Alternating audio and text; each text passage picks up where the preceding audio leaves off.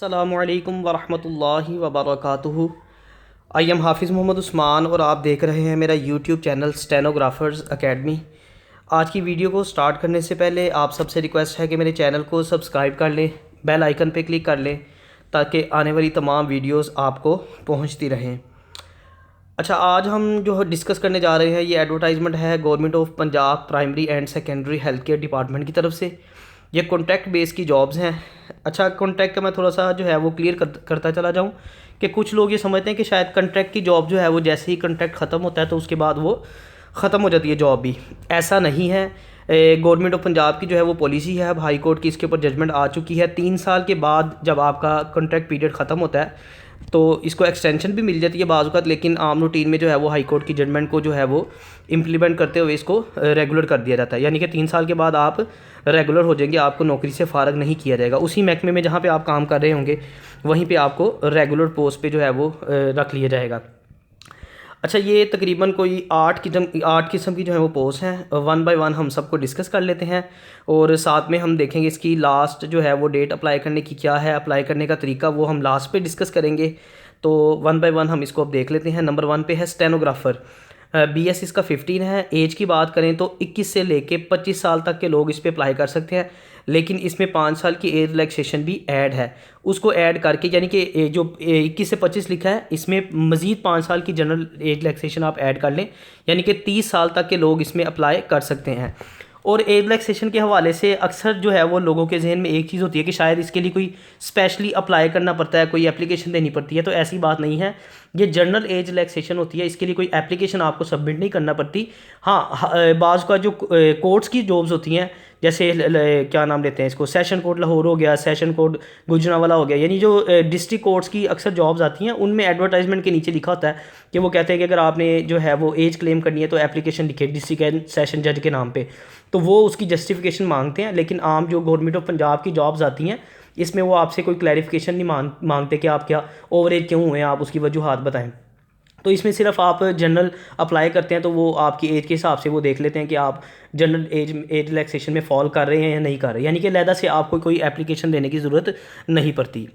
अच्छा, नेक्स्ट देखते हैं हम इसकी क्वालिफिकेशन स्टेनोग्राफर की। तो इसमें जो है वो ग्रेजुएशन फ्रॉम रिकॉग्नाइज बोर्ड, किसी भी बोर्ड से आपने जो है रिकॉग्नाइज से आपने ग्रेजुएशन की होनी चाहिए, और उसके साथ जो है वो आपकी 100 वर्ड्स पर मिनट की स्पीड शॉर्ट हैंड में होनी चाहिए और 40 वर्ड्स पर मिनट जो है वो टाइपिंग में।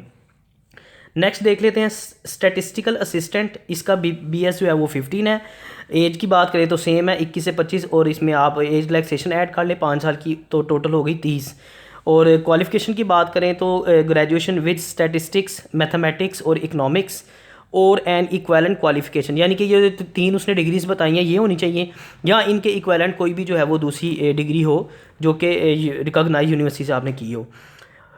थर्ड पे देखते हैं जी कंप्यूटर ऑपरेटर। इसका जो है वो BS 15 है। 21 से लेके 25 साल तक इसमें जो है वो अप्लाई कर सकते हैं, और 5 साल की जैसे मैंने आपको बताया एज रिलैक्सेशन भी इसमें ऐड कर ली जाए।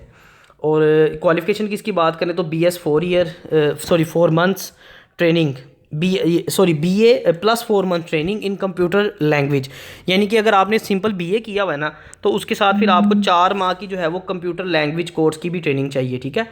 अगर आपके पास ये डिग्री नहीं है, BCS आपने किया हुआ है सेकेंड डिवीजन के साथ, तो फिर आपको ना इसकी BA की ज़रूरत है और ना ही आपको ट्रेनिंग की ज़रूरत है। यानी 2 ऑप्शन उन्होंने रख दी। अगर आपने सिंपल BA किया है तो 4 मंथ का आपका कंप्यूटर का कोर्स साथ होना चाहिए, अदरवाइज़ आपने BCS सेकेंड डिवीजन के साथ किया, दोनों में से कोई एक चलेगी।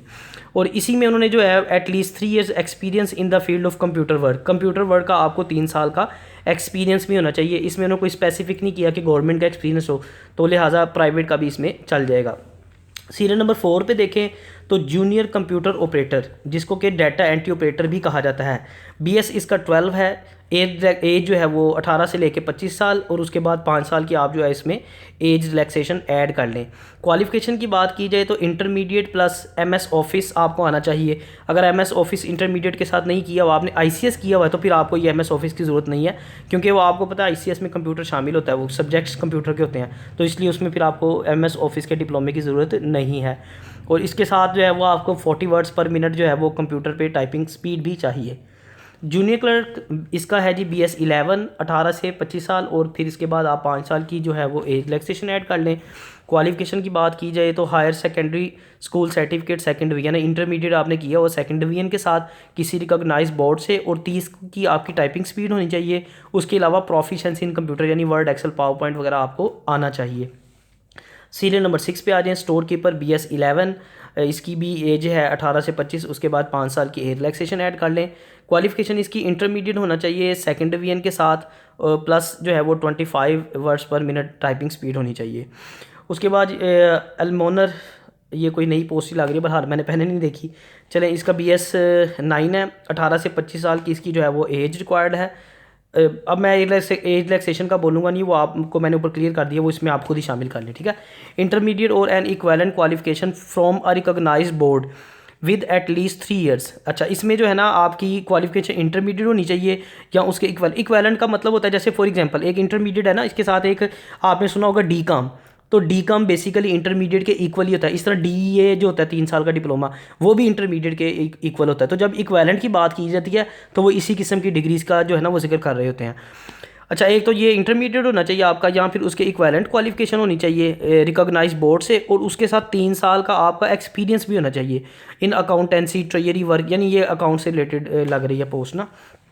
और सीरियल नंबर 8 पे आ जाए तो रिसेप्शनिस्ट, या आपने देखा होगा रिसेप्शन पे जो बैठे होते हैं, BS 6 है इसका, एज जो है वो 18 से 25, और मैट्रिक और an equivalent qualification from a recognize board.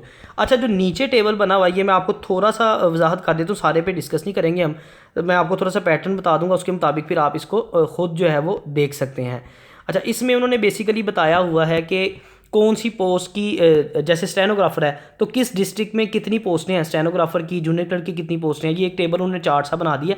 जैसे फॉर एग्जांपल डिस्ट्रिक्ट अटक की बात करें तो यहाँ पे जूनियर कंप्यूटर ऑपरेटर की 11 पोस्टें हैं, जहाँ डैश लगा हुआ है इसका मतलब 0 है। कंप्यूटर ऑपरेटर की कोई सीट नहीं है अटक में। जूनियर क्लर्क की 3 पोस्टें हैं, एलमोनर की जो है वो 0 है, स्टेनोग्राफर की भी कोई पोस्ट नहीं अटक में। स्टैटिस्टिकल असिस्टेंट की 2 पोस्ट हैं, इसी तरह स्टोर कीपर की भी 2 पोस्ट हैं, और रिसेप्शनिस्ट की कोई पोस्ट नहीं है।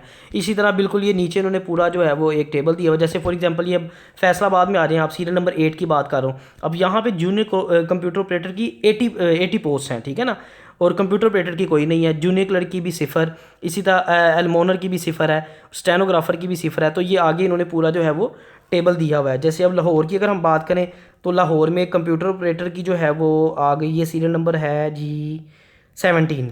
5 पोस्ट जो हैं वो इसकी जूनियर कंप्यूटर ऑपरेटर की हैं, और कंप्यूटर ऑपरेटर की 0 है, जूनियर क्लर्क की भी 0 है, उसके बाद एलमोनर की 0 है, स्टेनोग्राफर की भी लाहौर में कोई पोस्ट नहीं है। लाहौर में सारा टेबल खाली है, सिर्फ लाहौर के अंदर जो है वो जूनियर कंप्यूटर ऑपरेटर की 5 पोस्ट हैं, बाकी टेबल सारा खाली है। तो इसी तरह ये सारा उन्होंने टेबल दिया है, ये आप देख सकते हैं। टोटल जो नंबर ऑफ पोस्ट बनती हैं ये 562 पोस्ट टोटल बनती हैं, यानी सारी कैलकुलेट की जाए तो। अब नीचे हम देख लेते हैं कि अप्लाई इसमें कैसे करना है, इसकी लास्ट डेट क्या है। लास्ट डेट इसकी है जी 15 जनवरी 2022।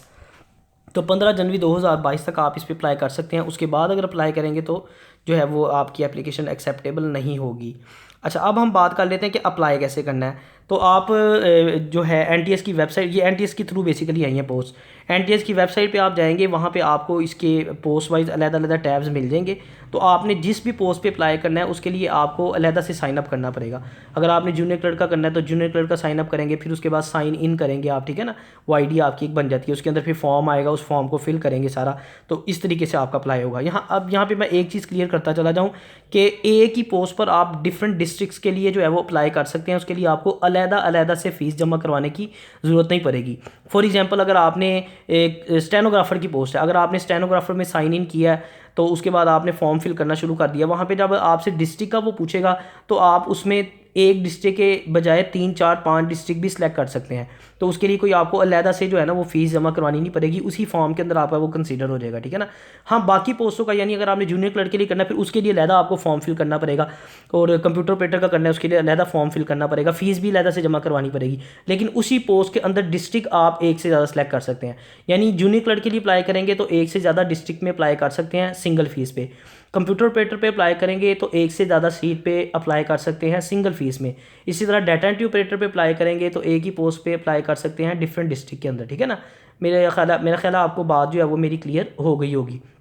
तो इस फॉर्म को आपने जब आप फिलअप करेंगे तो वहीं पे आपका चलान फॉर्म जो है वो जनरेट हो जाएगा ऑटो। तो उसको आपने प्रिंट निकालना है, उसके बाद आपने उसको जो है फ़ीस उसकी सबमिट करनी है। फ़ीस सबमिट करने के बाद जो आपका बेसिकली इसका जब आप फॉर्म प्रिंट करते हैं ना, सॉरी फिल करते हैं सारा, तो उसके बाद उसी फॉर्म का आपने प्रिंट लेना होता है। वो फॉर्म का भी प्रिंट आ जाता है, साथ ही आपका जो है वो फ़ी वाली चलान स्लिप होती है उसका भी प्रिंट आ जाता है।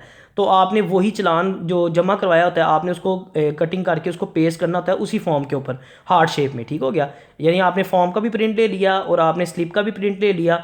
स्लिप जो है वो आपने फ़ी जमा करवा के जो आपने फॉर्म फिल किया होगा वहाँ पे एक स्लिप पेस्ट करने की प्लेस बनी होगी, उसकी जगह पे आपने उसको जो है वो ग्लू के साथ इसको पेस्ट कर देना है।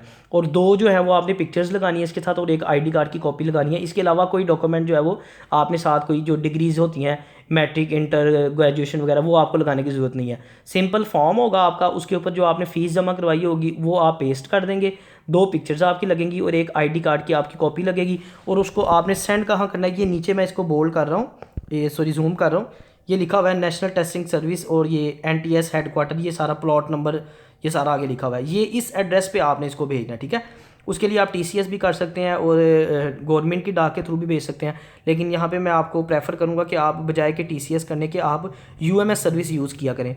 जैसे TCS होता है ना वो एक दिन में पहुँच जाता है, ये प्राइवेट सर्विस है, इसी तरह गवर्नमेंट की एक सर्विस है उसको UMS सर्विस बोलते हैं, ठीक है ना। वो बिल्कुल TCS की तरह होता है, वो एक दिन में पहुँच जाता है वहाँ पर, मतलब रिलायबल है। वैसे तो डाक जो है गवर्नमेंट की आपको पता है वो लेट ही पहुँचती है, बाज़ को 3-3 4-4 5-5 दिन हफ्ता भी लग जाता है, लेकिन जो UMS है गवर्नमेंट का वो बिल्कुल TCS की तरह काम करता है। आज आप सबमिट करेंगे तो सुबह या कल जो है वो पहुंच जाता है वहाँ पे जहाँ पे आप भेजना चाह रहे होते हैं।